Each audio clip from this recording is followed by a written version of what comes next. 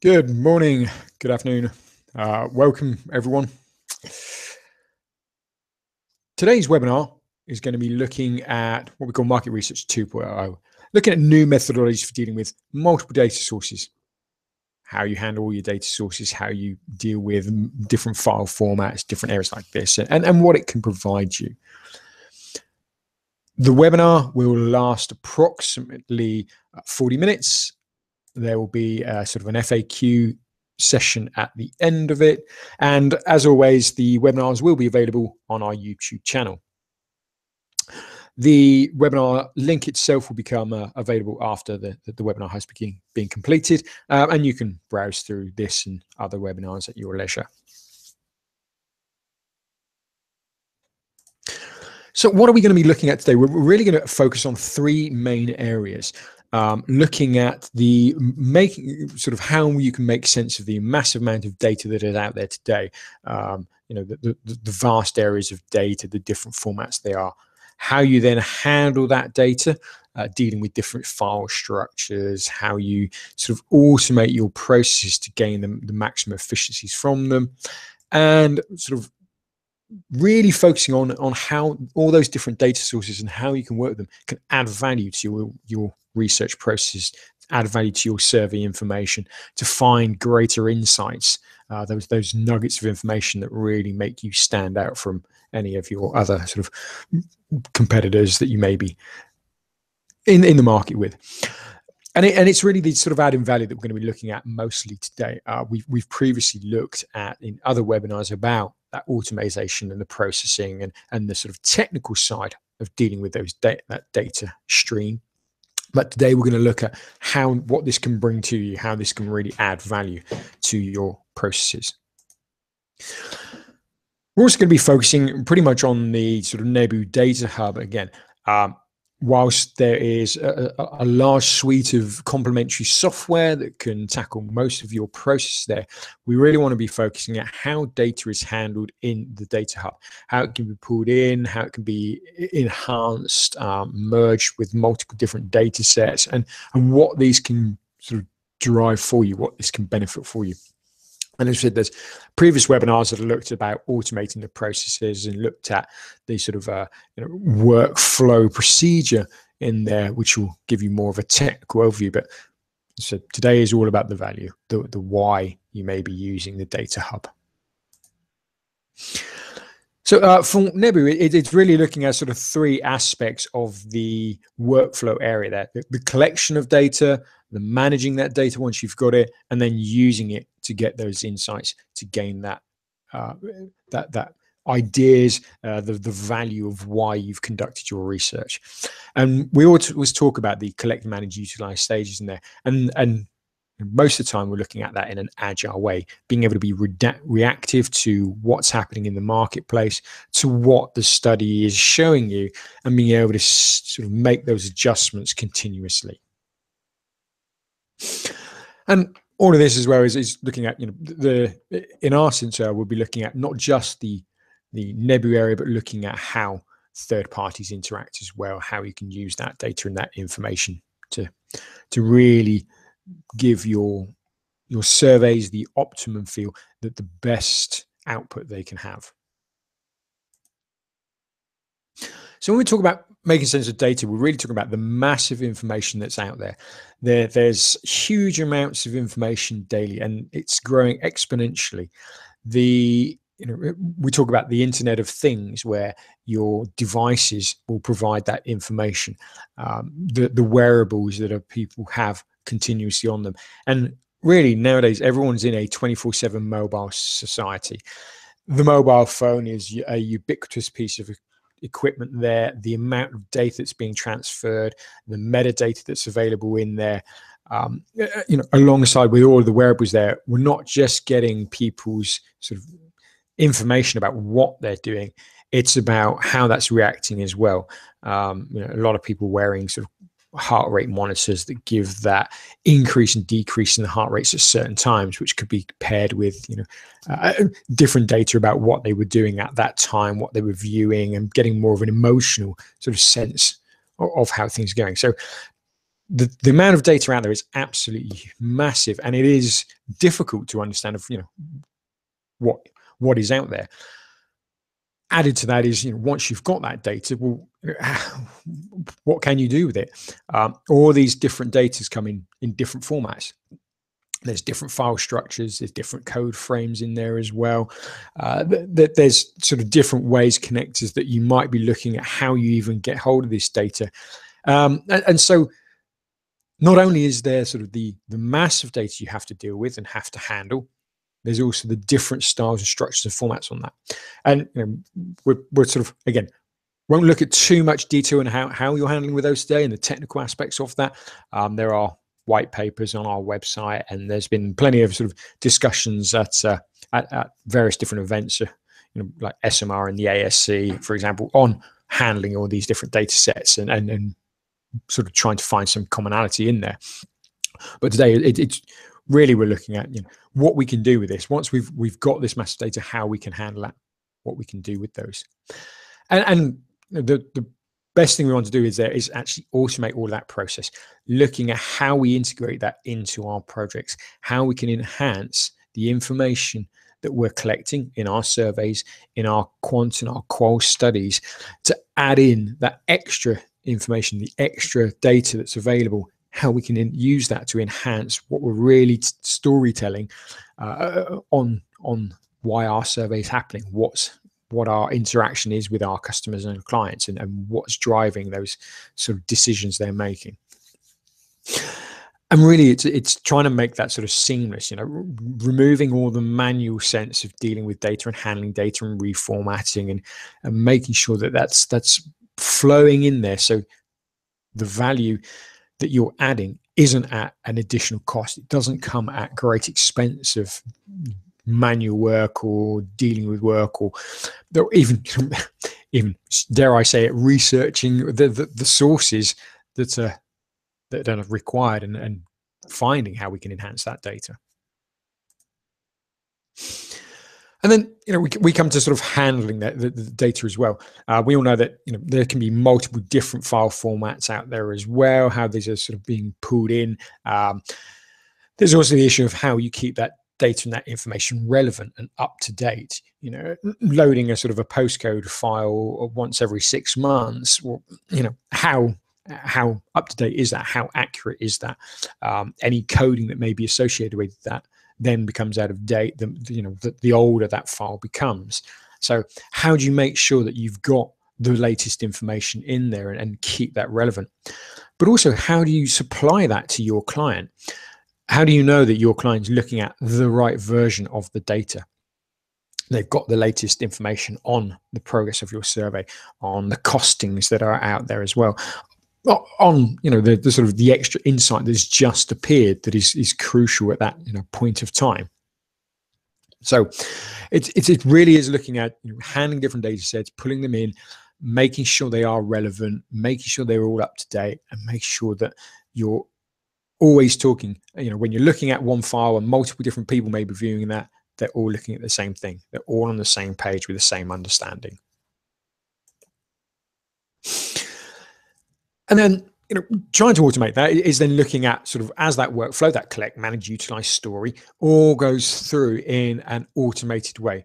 And again, as I've mentioned before, there are webinars on that automation and how you connect them through in a technical aspect on there, how you go through from all your collected data, your different formats in the surveys, putting it into the data hub, automating and managing that process in the hub, and then pushing it out to reporting areas, pushing it out to the dashboards and the statistics tools that enable you to pull out that individual aspects, those nuggets of information that you really want to be able to highlight to your client to show the true value of the research that has been conducted. So when we're looking at this, we sort of really want to break it down into multiple different formats here as well. And we're going to be going through different types of formats, different types of files, different types of data and information in there, and showing how these can add value to the survey's how they can sort of enhance your surveys, what types of extra information can come in there, whether that's sort of drawing comparisons across different data sets, looking at complementary data as well, to sort of balance against your survey findings, or even just enhancing, enriching the data you've got using sort of the data collected in a survey or metadata that's collected on devices, and enhancing that with external sources to add extra value to the all data set. Now, what we are sort of looking at in the different areas is all those different sort of files and how we're collecting those information, the different sources that we've got. We'll look at those individually. We'll look at how this is automated, put into the sort of the data hub, what the data hub can benefit you on there. And then also pushing those out, how they can be used. Quite often the file formats that you're bringing in will be the file format that your client wants. You're receiving sort of an Excel sample file. Your client will also want an Excel file of data for their own reporting purposes, or perhaps they want a SSS file and you've imported a survey that's under SSS format. There's a lot of sort of standards there, and it's not just about inputting into a central repository and doing something with it. It's also about giving that data back out, sharing that data with your end client, sharing it with the sort of third-party tools that might be out there, or indeed into Nebu's dashboards or other surveys, breaking down your survey into that agile research, and doing a lot of the sort of pre-surveys that will then route and lead into other surveys because of the rules you've put into place in there. So the first example we're going to look at, and here we've got just a sort of a widget that was created in Nebu Data Hub as well, and we're just going to sort of run through different types of files that come in, different types of data sources that are coming in there, how they can be used, what they can sort of give to your research process. So the first one is looking at Dub Interview itself. Now, Dub Interviewer, we're collecting all of our information in there as well. It's survey information. It can be the sample data on there as well. Those sample files that have been collected in and loaded into a normal survey. It can be all that sort of data, the questions that are answered, put in there. And you collect all of that information together as a survey. And that can be then sort of fed into the data hub for management of there as well, looking at the different surveys.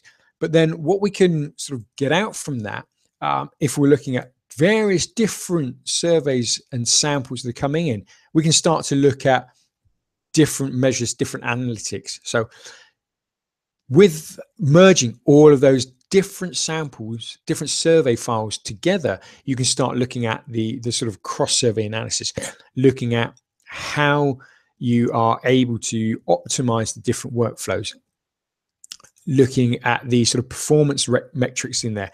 How good does your sample perform? What incidence rates are you getting? What strike rates are you getting on there? How good are your interviewers, your agents that are calling there? Do certain interviewers perform better on certain types of studies? And it's only this sort of type of information you can get by looking at across the whole of your field work rather than sort of individual surveys, and start slicing and dicing that data for analysis in the way you really want to do that. And with that, you can start to then look at your project costings. How much it really is a complete. You might purchase sort of or pay your survey software based on a per complete, but what is the real cost of that? How many invites did it take to make that? Are there different types of people that respond in different ways to this? Do your agents work better on certain sample types, and therefore certain surveys, certain projects, and convert more sort of completes than they do on other projects? So what's the best way of utilizing the resources you have and costing all of those different factors in there to see how you can be more efficient in your whole surveying process? So it is sort of adding in that the value there, and looking at the sort of the sample and routing those through as well, looking at perhaps how breaking down your survey into smaller parts, being more agile and routing that sample through based on all the different rules, based on the metrics you have, based on the costings, to look at where that could best be utilized in the surveys, the other surveys you have, the other fieldwork you have, and using those rules within the hub to route to those different surveys, making the best out of the information you're gathering there. And having that sort of all those metrics in there from your surveys itself can give you a greater benefit in being sort of more controlling over your costs, using your sample to the optimum, using your agents, your resources to the optimum as well, which is obviously giving you a competitive edge. Now, the next sort of area we'll be looking at is sort of file-based data on there as well. The different types of files that can come in, how this can be used to pull in your different sort of information on there, and you'll sort of see from the diagram we have CSV files, JSON files, SPSS files we all know about there as well. SSS, a common standard format, and these can all be sort of pulled in to your database. Now, a lot of these you might think of as sort of deliverables, SSS, SPSS, thinking of that's a deliverable for reporting.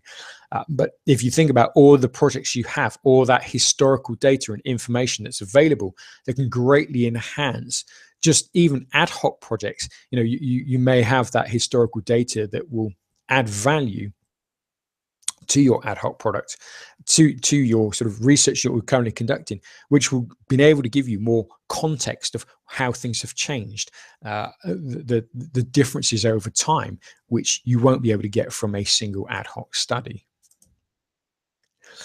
So again, we're looking at the sort of and we're breaking down some of these files into different formats here. We're looking at those that are sort of very much file-based, individual file-based, and others that are more of these sort of connectors on there as well. So the individual files, the CSV files, text files, XML files that come in. And quite often these are, as we said, they can be the different statistics you've already got from other surveys, other studies that have been conducted. You can merge those in to different data sets, derive data sets from those, and compare your current study with previous studies on that, to compare it and look at the changes, to import that third-party survey data analysis that may have been conducted from another call center, another fieldwork agency that's been provided to you as raw data, but you can then use that as your own sort of historic source, your repository, and take various different data sets and subsets and merge those together to add that extra value to the current study you're performing. You can also look at the sort of having this information coming in as lookup data, referencing that different information that can come in, tagging on experience sort of data, Acorn data, Mosaic, all of these different coding classifications can be there and drawn in to enhance the survey information you've collected, using that postcode and tagging it with extra lookup data. You can also use it to perform recalculations, looking at the information you're getting in there, looking at sort of the statistical weighting you may have from other surveys, and just doing multiple calculations across that to have the different information that you've got in different formats. We can look at the statistics on there, performing statistical analysis across that, doing comparative analysis over the different stats that you've got. If you're pulling in statistics as well from SPSS files, SSS files as well, then using those to look at your current survey, your current study you're undertaking, the current piece of research, and doing that comparison, looking at how things have changed over time, looking at using perhaps statistics from those studies to see whether there is sort of movement, is a relevance to the information that you're pulling through. And often third-party data is in a different file format. You want to be able to access that. You want to be able to put that information in. If we're talking about wearables, quite often that'll be an XML file or a CSV file if you want that extra information to come in from those. The Internet of Things, that if it's a file format you're picking up, it may be on an FTP site, it may be on different sort of areas there that you'll connect to, but that is extra information you want to have in your system to be able to merge it, to be able to look at it, to be able to utilize it and add on extra information there. And that just means that you're able to expand the data sources you have to pull in you don't have to just look at a sample file or an Experian coding file. Anything that's out there, that massive information that's available, can be pulled in. And the sort of the way that industries are developing, the movement that's going on, not just in the research industry, but across all of all industries, across all sectors, where having data, having information, and those information flows are driving commonality of standards. So the development of things like OData, meaning that any data can be sort of connected, that any sort of formats can be handled in there and pulled in, so you can have multiple different files in different formats and automatically connect them to other sources, have those merged in and handled. And it'll just sort of, it helps enrich, give more flavor, more depth to the type of information you're looking for. If you're looking at sort of the connectors, so the connection types of data in there as well. So I mentioned it, OData, the ability to open data, pull in any different data source, and have a commonality of how to handle that, how to process that as well. Looking at sort of SQL, MySQL, SQLite, MS SQL, ODBC connectors on there, and looking at sort of JSON formats as well. So connecting those into your data hub means you're then able to pull in sort of information in real time. You get that ability to have web services pulling information in, or even pushing information out, connecting to other data sources, connecting to other tools on there. So sort of Office 365, it's now cloud-based application on there. So your web services can feed that as well. Your JSON services can feed those. Means you can connect to different databases, so you can update your databases sort of as well as pull information from them, having that two-way feed through. So all of your sort of client database, their customer interaction databases, the CRM type systems they may have, all of that can be sort of not only used as a source of sample, but you can also update that information back, make sure that it's kept up to date as well, even though it's not part of the sort of the updating process that may happen in those systems themselves.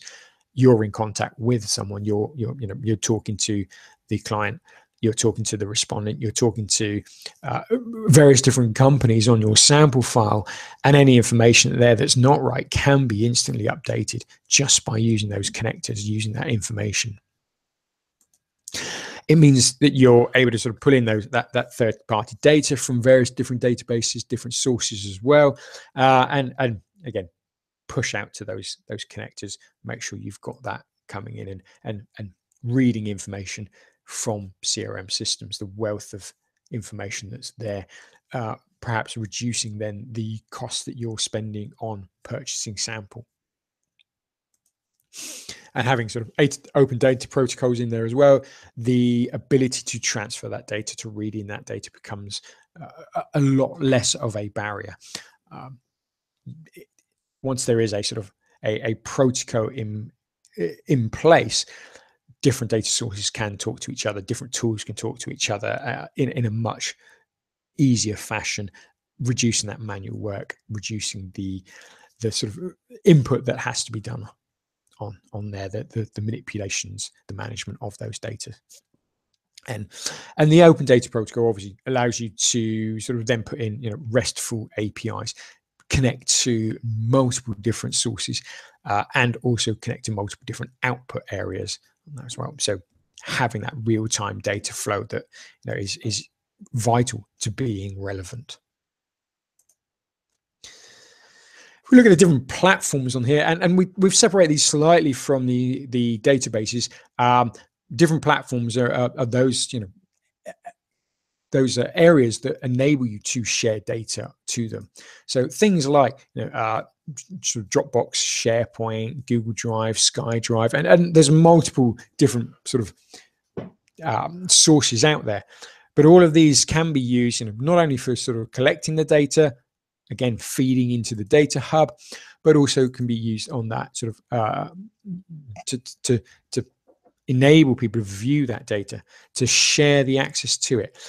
And there's that difference we talk about in sharing access rather than sharing files.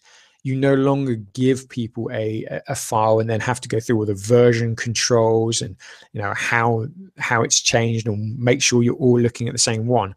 You're sharing access to a data set, and that data set is updated whenever someone opens their product, opens up the SkyDrive. And we're fairly familiar with having that synchronization between sort of Dropbox or SkyDrive, Google Drive, when you're working on that with files you may be sharing or documents that you're sort of collaborative work on. But imagine that based on your research findings. So all of your research is in that continuous updating mode. Every time I open up my Excel sheet, it's up to date with the latest information from a survey that's being conducted by another third party.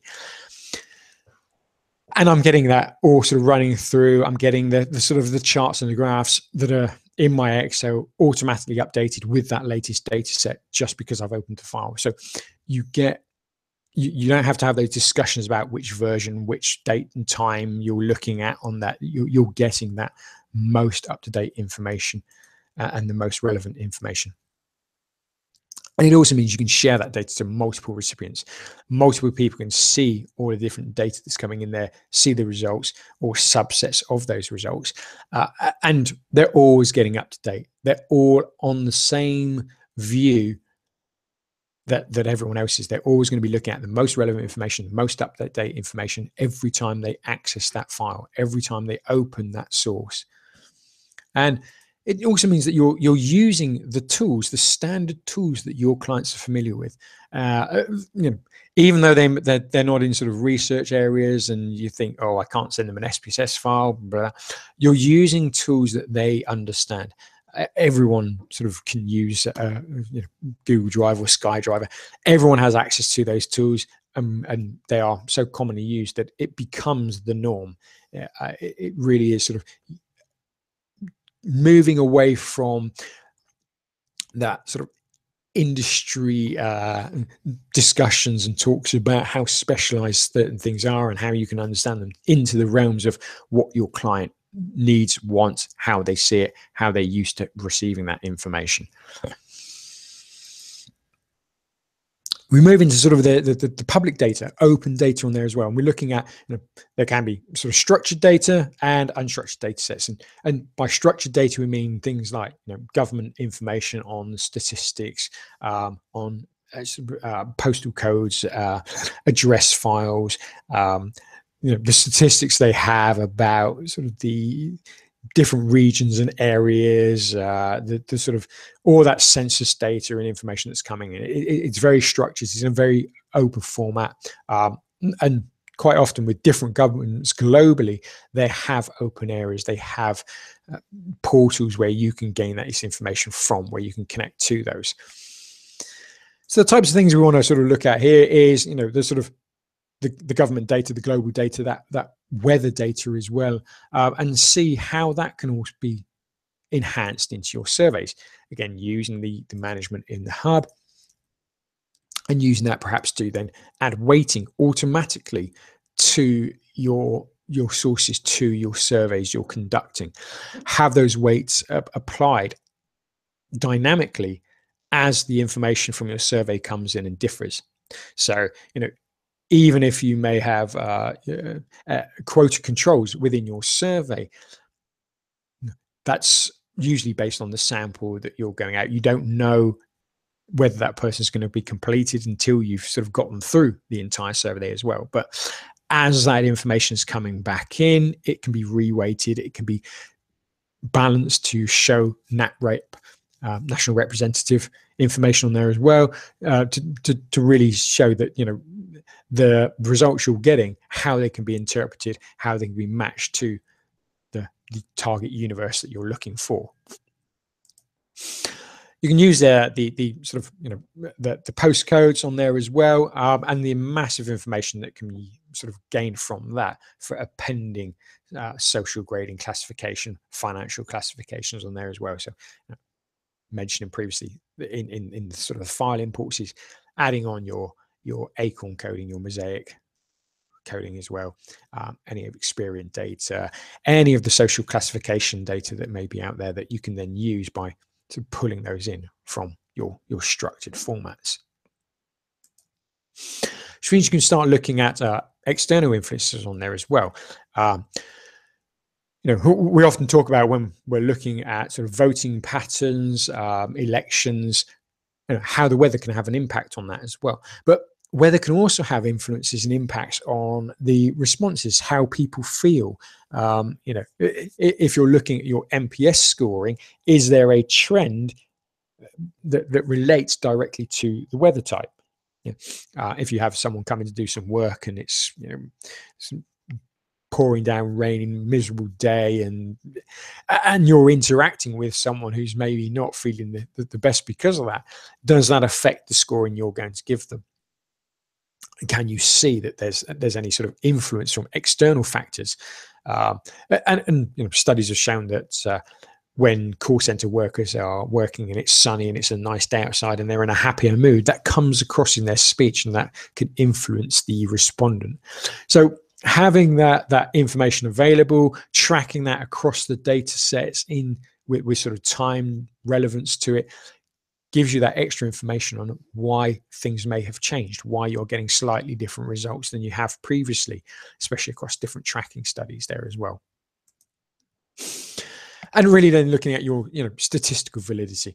How valid is the information you've got? How relevant is it? Does it fit into the norms? Or are we seeing some outliers? Are there areas there that should be looked at in more detail? Perhaps having some follow-up studies on there, being able to sort of target theories over why stats may not be quite right or where some things have changed, and suggest additional fieldwork, additional research to find out why that might have happened. When we look at unstructured data, commonly we're going to be looking at sort of websites, you know, the text that you find on a website. There's no real format to it. It's not fitting into different columns there as well. It's a mass of information. And we use website text here as an example, primarily because they are available online continuously. It's an easy way of pulling them in, but you can think of any sort of unstructured data there as well, verbatims, texts, the different sort of you know, sort of formats you can get from those sources, pulling in, you know, different books, different areas like that. But really, it's looking at grabbing that that unstructured text there and trying to make some sense from it, putting it in, conducting some of the coding, the word clouding, the different information you can do there. So you can start doing things like website scraping, pulling in all of that information from different websites, perhaps looking at the metadata there. So doing some of that analysis on there as well, looking at the page rankings, looking at the different keywords that are used, seeing if there's sort of word clouds that can be conducted from web pages to see what is the true message that's being given across from them, running that through automatic processes to give you that information. Comparing one website with perhaps a competitor website and automating that process to see how that's changing, whether the same keywords are being used, whether there's a different target area that's coming in, a different market that's responding to that, looking at the page rankings, how they work across different search engines, and conducting that sort of that comparison between the different sites just by scraping that text off. By content capture, by capturing what's on there, you know, how visual it is, doing scores, rating on that, and then being able to analyze and research that content effectivity, how well the information is being received by viewers of that page. How engaged are they? Do they go on to other pages? Is there a consistency of message across the different pages just by the keywords that's being used, by the repetitiveness of certain words, certain elements that enforce or reinforce what that website is saying, what the message it's trying to give to you? So just by having that sort of ability to scrape different website pages, merge different pages and information together and analyze that, you have a whole range of research tools available to you, a whole range of extra value information you can provide just by sort of automated processes that are looking at different websites on there. And then, finally, we're looking at the sort of the social media areas, really getting into the massive amount of information that's available from your sort of Facebook comments and posts, looking at Twitter feeds, what's going on there as well. But you're also looking at sort of YouTube comments and videos there, and what we wanted to do is on this. This is sort of an interactive one, and we can pull out different areas as well on the different sort of Facebook feeds. But as people may have seen before, we've come into different comments, gone through those, looked at the different sources in there. And what this is showing is how different information can be pushed in and out. Now, social media, generally you'd be pulling into your survey. It's would be quite rare to be able to push out into social media areas there, but publishing your surveys targeted in social media feeds, into newsletter feeds, is a way of doing that, or targeting at certain times because of the information you've got from Twitter, what's trending, what's out there, what you can sort of pull on the back of that to promote your sort of extra survey you want, extra polling information you may be trying to gather on certain times, see how the influence is in there. So using social media feeds, we can then start looking at sort of how we pull those in, how we interact with them. And you might then start using them to look at things such as concept testing, how your survey on a concept test, how that's been received. Perhaps that's as best as we might want to try and make it as natural as possible.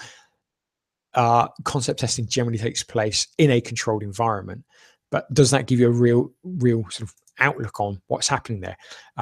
Does it really show you the way people are using it, or are they being influenced because they know that they're testing a concept? Social media is pretty great at that, at getting those honest responses and sort of unprompted responses. You get a lot of sort of sentiment analysis coming there as well, how people feel about different products, the chats that are going on, how they interpret different brands. So all of that research you're doing, where you're finding out what the type of person is and who they are, and verifying the information and the feedback they're giving back to you, you can also compare that to the types of chatter that's going on in social media, the types and the feeling that is going on there. And whilst you might not have all of that metadata in social media about the type of person and being able to classify it, you'll still be able to see the general feeling that's coming out there, the general sentiment towards different brands, towards different perhaps advertising that's happening on there as well. So you can start looking at how adverts are being, the impact of an advert, looking at how that affects those trending topics, the discussions, the sentiments, the emotions that are being provoked whenever those adverts are being sort of aired and coming alive. So, and whilst you may be sort of trying to conduct surveys at those times and showing people a video, have you seen this one? How do you feel about it? Do a slider on how your emotion is. It's still, whilst it's sort of the basis for research, and everyone is then going through the same experience there, so you have comparative analysis on it. Having that extra source of free information out there, that extra depth to provide more meaning, more insight into the surveys you're conducting, the value that's adding on becomes tremendous. The extra information you're able to glean from that really works out. So, looking at what we've sort of been looking at today, the different areas we've viewed, we've looked at collecting different data, pulling that in either from surveys, from different data formats and files, different connectors we have in there, pulling those all into the hub so we can manage all of that data together, and then pulling in different file formats, using different connectors for those, using that information to enhance all of the areas we've looked at, pulling in your social media, pulling in your open government sources, your extra lookup tables, pulling in all of that sort of data from wearables, from the Internet of Things, really sort of sorting that down through and finding out the extra information you want, the extra benefits there, pulling that into your dashboards, reporting from those, and pushing out the file formats that your client wants, pushing those out automatically, making sure that those are updated and relevant and of the moment. And it is really about having that whole automated workflow that can go through the full system of your research process, but adding on extra information, adding on extra data sources, utilizing that wealth of information that's out there to really enhance and add extra value to your research process. So that's sort of the end of today's webinar. As always, we have sort of the Q&A session on there as well. So hopefully we've got a few questions on there. Let me just have a quick look down through. Someone's saying about OData. What exactly is OData? Yeah, sorry. So OData, and you can sort of Google it and wiki it as well. But it's a sort of common protocol of accessing data, being able to sort of share data sources, even though various different sources within a similar guideline. Think of it as the sort of the global SSS format. SSS was very good in setting up that standard of how information should be flowing through from different software packages.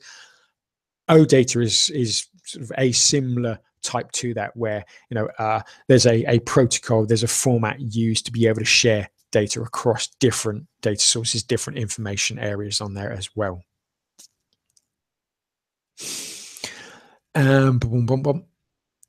Delivering data in different, yes, the access point, yeah.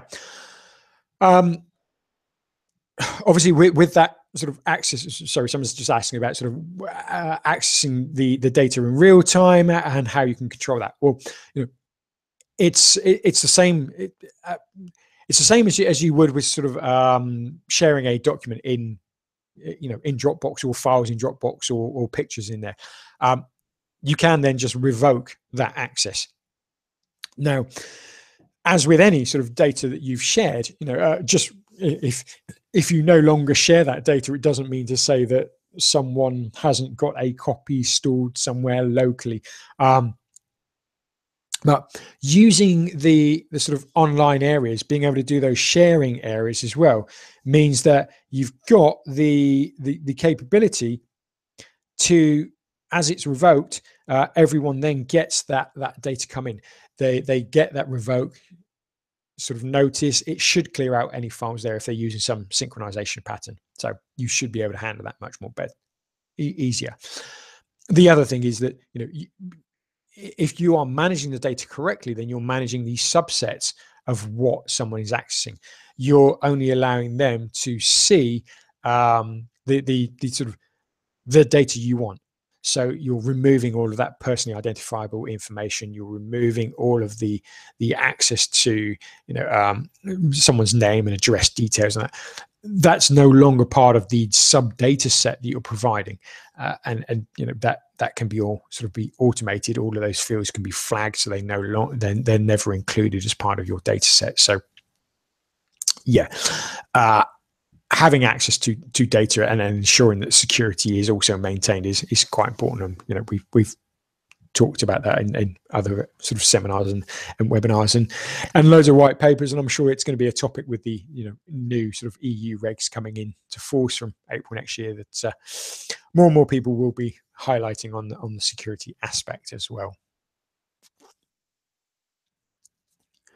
Someone sort of saying about the difference in the qual data that's coming there as well.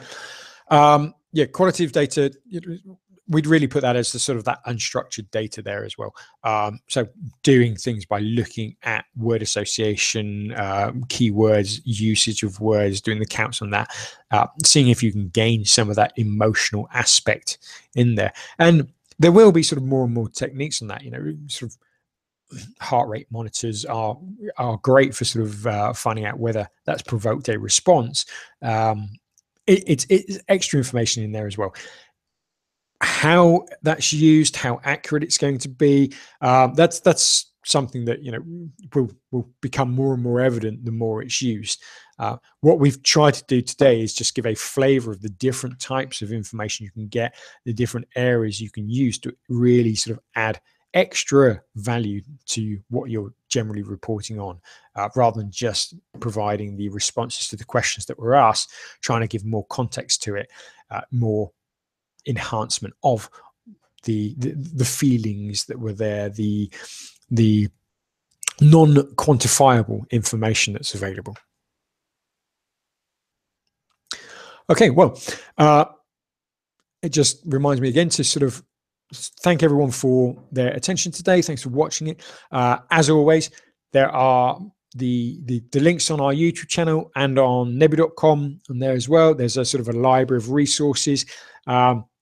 If you need more than just the webinars from the YouTube channel, then the library also has white papers, case studies, downloadables on there as well. So I encourage you to have a look at those, have a look at other webinars there. And if there are any questions that come up, again, feel free to contact anyone at Nebu. They'll be able to help you look into this, help you sort of get some extra information or answer any questions you may have that have come up from today's webinar. Again, I thank you for your attention and look forward to talking with you again at the next webinar. Thank you.